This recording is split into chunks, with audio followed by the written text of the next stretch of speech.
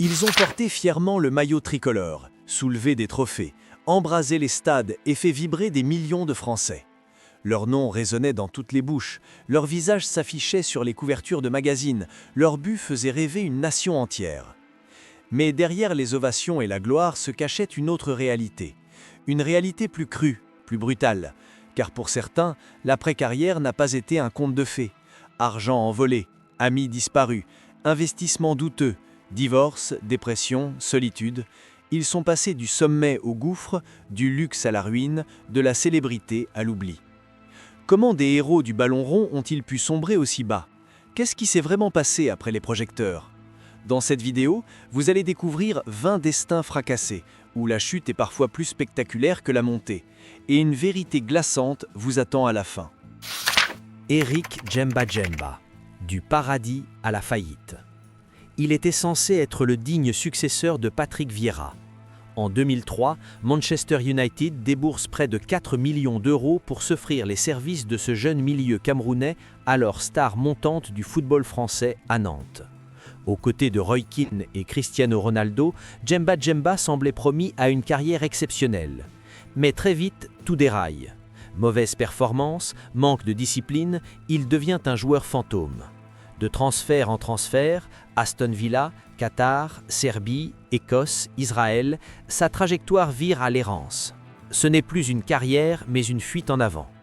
Le plus tragique, en 2014, malgré des années à avoir perçu des salaires mirobolants, Djemba Djemba est officiellement déclaré en faillite par la justice anglaise. Il aurait dilapidé plus de 5 millions d'euros en voitures, fêtes, entourage toxique et placements désastreux. Aujourd'hui, il vit loin des radars médiatiques dans une forme d'exil discret. Autrefois coéquipier de légende, il est devenu un symbole d'un rêve fracassé. Pascal Chimbonda, le revers cruel d'un mondialiste. En 2006, il fait partie des 23 Bleus appelés par Raymond Domenech pour disputer la Coupe du Monde en Allemagne. Un rêve suprême pour ce latéral droit né à La Réunion qui avait brillé à Wigan puis Tottenham. Bien qu'il ne dispute aucun match, sa convocation le propulse sous les projecteurs. Il devient en quelques mois une valeur sûre du football français à l'étranger. Mais après cette parenthèse dorée, sa carrière plonge dans une spirale infernale. Déclin sportif, transfert raté et surtout une incapacité à gérer sa fortune. Chimbonda se laisse emporter par un train de vie bien au-dessus de ses moyens. Villas luxueuses, voitures exotiques, paris risqués.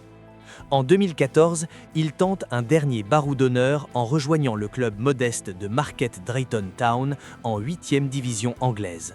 Une chute brutale, presque humiliante pour un ex-international. Selon certains proches, il aurait perdu une grande partie de sa richesse, contraint de vivre dans la discrétion, loin des fastes du passé. De l'équipe de France aux divisions amateurs, son histoire illustre la précarité qui guette les stars mal préparées à l'après-carrière. Bernard Lama, le gardien oublié. Champion du monde 1998, gardien emblématique du PSG et de l'équipe de France, Bernard Lama était respecté autant pour ses arrêts décisifs que pour son charisme. À son apogée, il incarnait l'élégance et la sérénité dans les cages. Il fut même considéré comme l'un des meilleurs gardiens européens des années 90. Mais derrière les gants, l'homme s'est souvent retrouvé en désaccord avec le système. Très critique envers les instances dirigeantes, parfois marginalisé pour ses prises de position, Lama a fini par s'éloigner volontairement du football français après sa retraite. Là où le destin devient cruel, c'est qu'il n'a jamais vraiment trouvé sa place dans l'après-carrière. Investissements douteux, projets humanitaires qui ne décollent pas, collaborations politiques avortées, Lama, malgré sa notoriété, a été victime d'un effacement progressif jusqu'à devenir un nom que la jeune génération ignore. Plus amer que ruiné, il vit aujourd'hui dans une relative discrétion entre engagement personnel et distance assumée avec le milieu du foot. L'homme qui, jadis, faisait rêver le Parc des Princes semble avoir été effacé de la mémoire collective. Franck Dumas, du banc de touche à la cellule. Défenseur solide dans les années 90, Franck Dumas a porté les couleurs de Caen, Monaco ou encore Newcastle avec professionnalisme. Après sa carrière de joueur, il enchaîne rapidement comme entraîneur, notamment à Caen, puis à l'étranger, en Guinée, en Algérie ou au Maroc. Une reconversion qui semblait prometteuse. Mais l'homme cachait une double vie. En 2017, il est rattrapé par la justice française pour fraude fiscale massive. Plus de 500 000 € d'impôts impayés, des sociétés opaques, des dissimulations de revenus. Malgré ses revenus d'entraîneur, Dumas menait un train de vie incompatible avec ses moyens. Condamné à 2 ans de prison ferme en 2022, il devient l'un des rares ex-internationaux français à passer par la case prison. Cette incarcération signe une rupture brutale avec le monde du football professionnel. Aujourd'hui, Dumas tente de rebondir dans des clubs secondaires, mais sa réputation reste entachée. Le footballeur exemplaire s'est transformé, aux yeux de beaucoup, en symbole de dérive post-carrière. Un destin plombé par la cupidité et les erreurs de gestion. Fabrice Pancrace, l'illusion de la gloire parisienne. Dans les années 2000, Fabrice Pancrace faisait vibrer le Parc des Princes avec sa vitesse et ses débordements tranchants. Attaquant prometteur, il évolue sous les couleurs du PSG pendant plusieurs saisons, avec des passages aussi à Saint-Étienne, Sochaux ou Newcastle.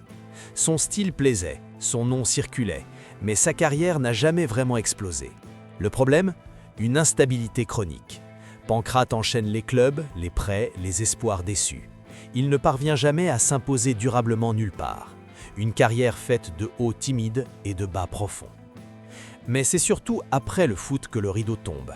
Loin d'avoir préparé sa reconversion, Pancrace se retrouve sans repère, sans projet concret et surtout sans fortune. Plusieurs sources affirment qu'il a tout perdu dans des investissements hasardeux. L'homme, autrefois adulé par la tribune Auteuil, a dû reprendre sa vie à zéro dans l'anonymat. Il tente depuis de revenir à travers de petites apparitions médiatiques, mais l'impact n'est plus là. La lumière s'est éteinte. Pancrace reste le symbole d'un joueur qui, malgré la scène parisienne, a glissé dans l'ombre dès que la musique s'est arrêtée. Jean-Pierre Adams, 40 ans de silence.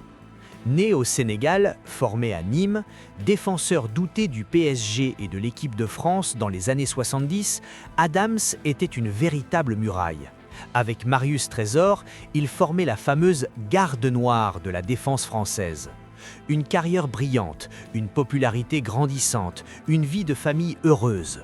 Mais le 17 mars 1982, tout bascule. Victime d'une erreur médicale tragique lors d'une banale opération au genou sous anesthésie, Adams tombe dans un coma profond dont il ne sortira jamais. Son cerveau, privé d'oxygène, est irrémédiablement endommagé. Et commence alors l'un des récits les plus poignants de l'histoire du sport. 39 ans passés dans un état végétatif, maintenu en vie à domicile par sa femme Bernadette, héroïque et dévouée jusqu'au bout. Le monde du foot l'oublie peu à peu, mais elle refuse d'éteindre la lumière. Jean-Pierre Adams meurt en 2021, à 73 ans. Pas ruiné par ses choix, mais volé par la vie elle-même, privé de parole, de mouvement, de mémoire. Son histoire glace le sang, une gloire fauchée non pas par les excès, mais par une faute humaine irréversible.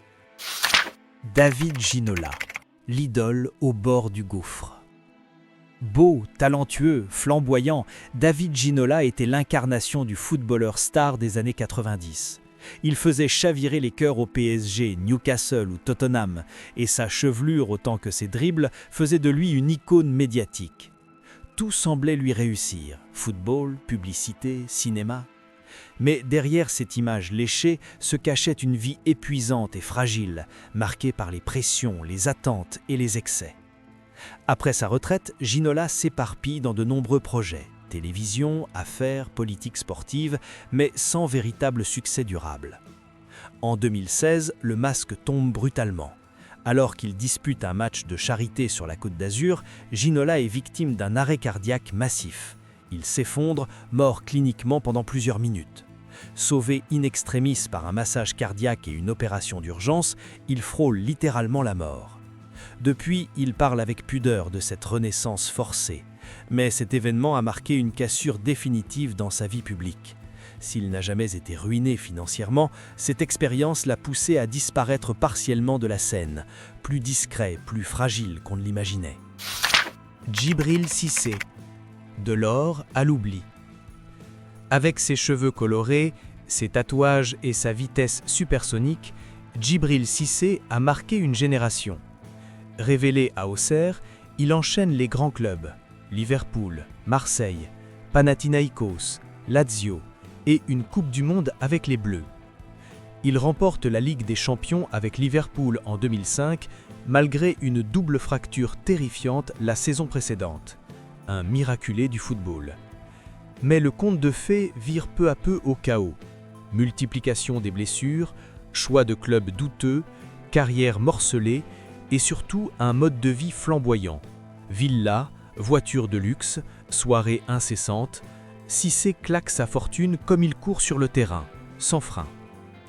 Il tente de rebondir dans la musique, la mode, la télévision, mais rien ne prend réellement.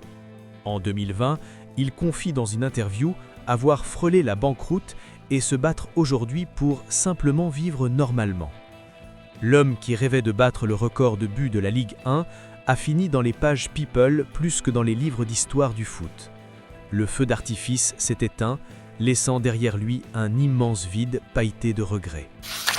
Gaël Givet, le silence d'un homme brisé. Défenseur robuste et efficace, Gaël Givet s'impose dans les années 2000 comme un pilier de l'AS Monaco, avec qui il atteint la finale de la Ligue des Champions en 2004. Il enchaîne ensuite à Marseille, puis à Blackburn en Première Ligue, avant de revenir en France. Mais derrière cette carrière solide, Givet souffre en silence. À Arles-Avignon, ses comportements étranges et son isolement alertent. La presse évoque des conflits internes, un comportement incompréhensible. Ce qu'on ne sait pas, c'est que le joueur lutte en réalité contre de lourds troubles psychologiques. En 2014, il raccroche les crampons à 33 ans, bien trop tôt. Il se retire du monde du foot sans explication, presque en fuyant. Dans une rare interview, il évoquera plus tard son épuisement mental, ses crises d'angoisse et le fait qu'il ne voulait plus entendre parler de football. Ni ruiné matériellement, ni médiatiquement exposé, Gaël Givet est un homme effacé, littéralement disparu du paysage. Une victime silencieuse d'un système qui ne prépare pas ses soldats à la guerre de l'après-carrière. Abou Diaby, le corps qui a trahi le talent.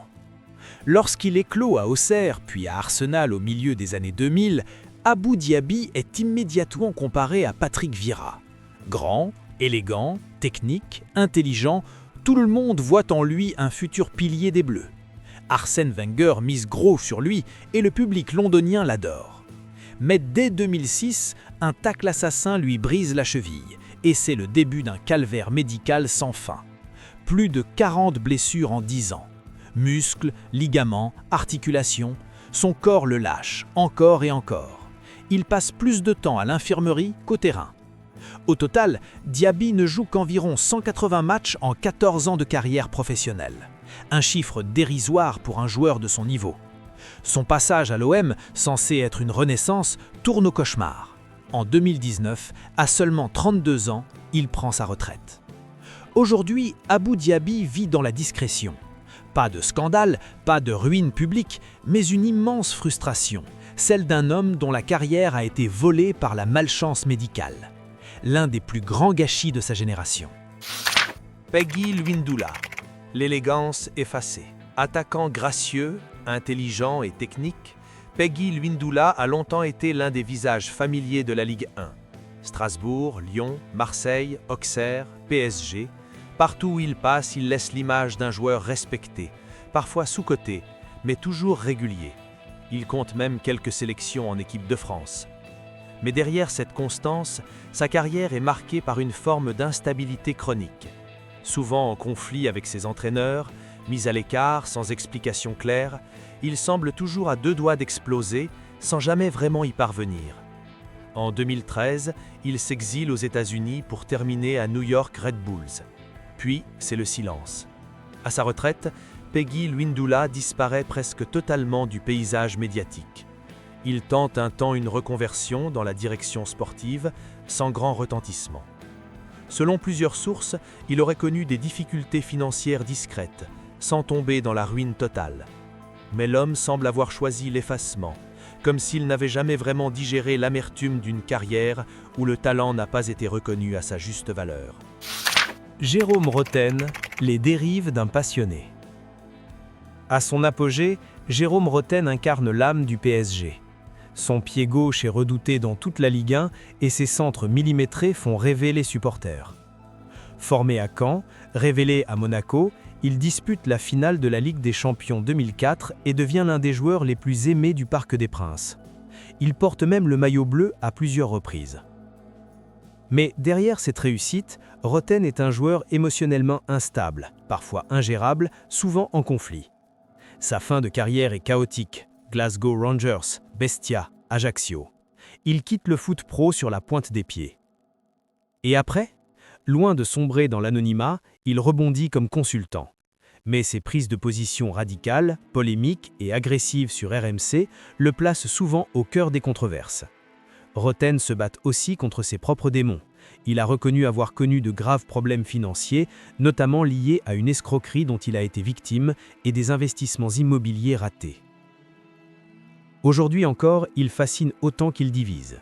L'ex-idole du PSG est devenu une voix tranchante. Mais à quel prix ? Le calme intérieur, lui, semble toujours hors de portée. Christophe Dugarry, du terrain au clash. Champion du monde 1998, champion d'Europe 2000, attaquant élégant formé à Bordeaux et passé par l'AC Milan, Barcelone et l'OM, Christophe Dugarry est l'un des visages les plus emblématiques du football français de la fin des années 90. Son style, parfois critiqué, n'a jamais empêché sa présence dans les plus grandes compétitions. Mais une fois les crampons raccrochés, Dugarry troque les stades pour les micros. Il devient consultant vedette, d'abord adulé pour sa sincérité, puis progressivement décrié pour ses propos tranchants, voire violents. Il ne cache pas son mépris pour certains anciens coéquipiers, ni sa haine du système du football moderne. Sa virulence lui vaut autant d'audience que d'ennemis. En coulisses, ses investissements dans le vin et l'immobilier se sont révélés chaotiques, avec des pertes importantes. Il en parle peu, mais plusieurs sources évoquent une situation financière fragilisée ces dernières années. En 2020, il quitte brutalement l'antenne et disparaît du paysage médiatique. Lassitude, scandale étouffé ou simple retrait stratégique, difficile à dire. Ce qui est certain, c'est que Dugarry, le champion, semble aujourd'hui en exil volontaire, seul dans son coin. Michael Madar, l'attaquant perdu entre lumière et chaos. À la fin des années 90, Michael Madar est un nom qui compte dans le foot français. Passé par Cannes, Monaco, le Deportivo La Corogne, le PSG et l'équipe de France, il allie physique, opportunisme et personnalité tranchante. Mais sa carrière est constamment freinée par les blessures, les tensions avec les entraîneurs et une réputation sulfureuse. Une fois le ballon laissé de côté, Madar tente de se réinventer dans le monde des affaires. Il ouvre des boutiques de vêtements, investit dans des marques de prêt-à-porter, mais ses projets s'effondrent. Faillite à répétition, mauvaise gestion, poursuite juridique, le joueur n'est plus l'homme d'affaires s'enlise. En parallèle, il devient consultant télé. Son ton ironique et provocateur amuse d'abord, puis fatigue. Les critiques pleuvent. Il quitte les plateaux et tombe dans une forme de discrétion étrange. Aujourd'hui, Michael Madar semble perdu entre deux mondes, celui du foot qui ne veut plus de lui et celui des affaires qu'il n'a jamais su dompter. Un homme en perpétuelle reconversion dont la chute est peut-être plus morale que financière. Sabri Lamouchi, l'éternel exilé. Milieu de terrain raffiné, Sabri Lamouchi brille dans les années 90 avec Auxerre, Monaco, Parme et l'équipe de France. Doté d'une belle vision du jeu, il est promis à une grande carrière internationale, mais son nom reste à jamais lié à une absence retentissante, celle du Mondial 1998. Non sélectionné par Aimé Jacquet alors qu'il était en forme, Lamouchi vit cette exclusion comme une humiliation. Il quitte progressivement le football français pour s'exiler dans des championnats secondaires, Italie, puis Qatar et même Dubaï. Une carrière en demi-teinte, loin des projecteurs. L'après-foot, il devient brièvement sélectionneur de la Côte d'Ivoire, puis entraîne en Angleterre et au Qatar. Mais ses résultats sont irréguliers, ses méthodes contestées. En coulisses, plusieurs sources parlent de problèmes financiers chroniques, notamment liés à un entourage mal choisi et des placements douteux. Sabri Lamouchi reste un homme insaisissable, toujours à la marge, toujours ailleurs. Celui qui rêvait de briller avec les Bleus est devenu un globe-trotteur du football moderne, invisible pour le public français et oublié par les siens. Jean-Claude Darcheville, une vie rongée par la tragédie. Originaire de Guyane, Jean-Claude Darcheville était connu pour sa puissance physique et sa vivacité. Attaquant explosif, il marque les esprits à Lorient, Bordeaux et Glasgow Rangers, où il gagne le respect de ses coéquipiers et des supporters. Sa carrière, sans être exceptionnelle, reste solide et respectable. Mais derrière ce corps d'athlète, un drame intime le hante à jamais. En 1998, alors qu'il est en pleine ascension, il perd ses 2 enfants dans un accident de voiture. Un choc dévastateur, une douleur insondable dont il ne se remettra jamais complètement. Il avouera plus tard « Je n'ai plus jamais été le même ». Malgré cela, il continue à jouer, comme s'il fuyait cette souffrance à travers les pelouses. Mais une fois la carrière terminée, le vide s'installe. Peu préparé à l'après-foot, il disparaît progressivement des radars médiatiques. Il tente de s'impliquer dans le football local en Guyane, mais sans retentissement. Jean-Claude Darcheville n'a pas tout perdu matériellement, mais il a tout perdu émotionnellement. Il incarne ces sportifs dont le corps résiste, mais dont l'âme est à jamais meurtrie. Robert Pires, le discret exilé du football français. Champion du monde 98, champion d'Europe 2000, pilier des invincibles d'Arsenal, Robert Pires incarne le football élégant, intelligent et décisif. Longiligne, silencieux, redoutablement efficace, il fait partie des grands noms du foot français, respecté autant pour son jeu que pour son comportement exemplaire. Mais contrairement à d'autres anciens bleus, Pires n'a jamais vraiment retrouvé sa place dans le paysage footballistique français. Pas d'émission, pas de poste dans les instances, pas de reconversion visible. Alors qu'il aurait pu devenir consultant, entraîneur ou ambassadeur, il semble avoir volontairement tourné le dos à cette lumière. Son exil à l'étranger, en Espagne puis en Angleterre, l'a éloigné du public français. Plusieurs observateurs parlent d'un homme trop lisse pour le système, oublié non pas à cause de scandales, mais par absence de bruit. Financièrement, il n'est pas ruiné, mais symboliquement, c'est l'effacement d'une légende discrète. Un champion que la France ne célèbre plus, et dont le silence dérange autant qu'il intrigue. Basile Boli, le but en or, la chute en silence. Basile Boli restera à jamais dans la légende du football français pour ce coup de tête victorieux en finale de la Ligue des Champions 1993 avec l'OM, offrant au club phocéen le seul titre européen du football français masculin. Défenseur rugueux et charismatique, il incarne la force et la fierté d'une époque. Mais l'après-carrière s'avère bien moins glorieux. Boli se lance dans plusieurs projets, de la politique à la télévision, en passant par des engagements communautaires. Pourtant, les ennuis financiers le rattrapent. En 2007, il est poursuivi pour fausse déclaration de patrimoine dans une affaire liée à la mairie de Paris. Il cumule les dettes fiscales et les échecs professionnels et traverse des périodes très sombres. Il tente de rebondir en devenant ambassadeur de l'OM, mais sans rôle majeur. Aujourd'hui, Boli vit dans une semi-obscurité, respecté mais tenu à distance, symbole d'une gloire immense mais fragile et vite dilapidée. Son nom brille encore dans les souvenirs des Marseillais, mais sa réalité quotidienne est loin des projecteurs. Le héros du Vélodrome semble lui aussi avoir été abandonné par le foot français. Tony Cascarino, l'Irlandais au passé truqué.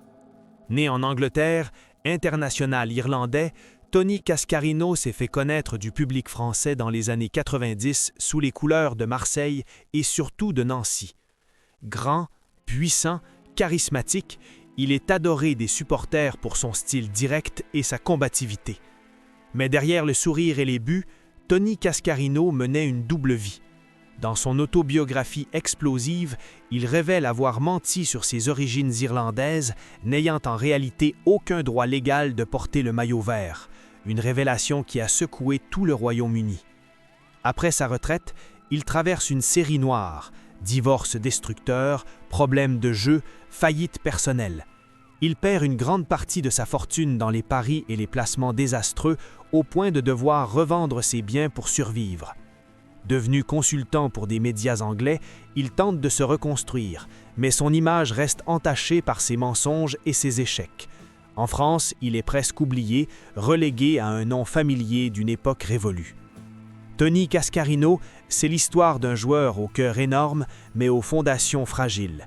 Une existence bâtie sur un mensonge et rangée par les conséquences. Jean-Alain Boumsong, l'intello piégé par les affaires. Défenseur solide, intelligent et respecté, Jean-Alain Boumsong a connu une carrière enviable. Auxerre, Rangers, Juventus, Lyon et une place dans l'effectif des Bleus lors de la Coupe du Monde 2006. Son profil élégant et son discours posé lui valent une réputation d'homme réfléchi, presque trop calme pour le football. Mais après sa retraite, l'image se fissure. En 2013, Boumsong est éclaboussé par une affaire financière complexe. Il est accusé d'avoir reçu une somme suspecte, 500 000 €, dans une opération entre l'OL et un fonds d'investissement alors qu'il était à la fois joueur et représentant du club. L'affaire est médiatisée et même si la justice ne le condamne pas, sa crédibilité en sort sérieusement écornée. Il tente alors de se reconvertir comme consultant, notamment sur beIN Sports. Mais sa présence à l'antenne devient rare, son nom s'efface progressivement. Plusieurs sources indiquent qu'il aurait connu de graves tensions avec les dirigeants et que ses finances ont souffert de choix discutables dans les années post-retraite. Boumsong, autrefois perçu comme le gendre idéal du football français, est aujourd'hui une figure fantomatique, piégée par un monde qu'il croyait comprendre. Ils ont été nos héros, nos modèles, nos fiertés. Leurs exploits sur les pelouses ont fait battre le cœur de toute une nation. Mais aujourd'hui, que reste-t-il d'eux? Pour certains, des dettes, pour d'autres, le silence. Et pour beaucoup, l'oubli. Car le football, comme tant d'autres mondes, consomme ces légendes, les élève, les use, puis les abandonne. Les projecteurs s'éteignent, les supporters changent, les promesses de reconversion se dissipent. Derrière les paillettes, il n'y a souvent aucun filet de sécurité. Ces 20 anciens footballeurs français nous rappellent une vérité glaçante. La gloire est éphémère, la chute peut être brutale, et personne n'est vraiment préparé à ce vide. La société, les clubs, les institutions, auraient-elles pu faire mieux? Accompagner, prévenir, protéger? Peut-être. Mais à travers ce récit, nous avons surtout une mission de mémoire. Ne pas oublier ceux qui ont tant donné. Ne pas détourner le regard face à la détresse de ceux que nous avons acclamés. Car derrière chaque maillot porté, il y a un homme. Et parfois, une tragédie qu'aucun but ne pourra effacer.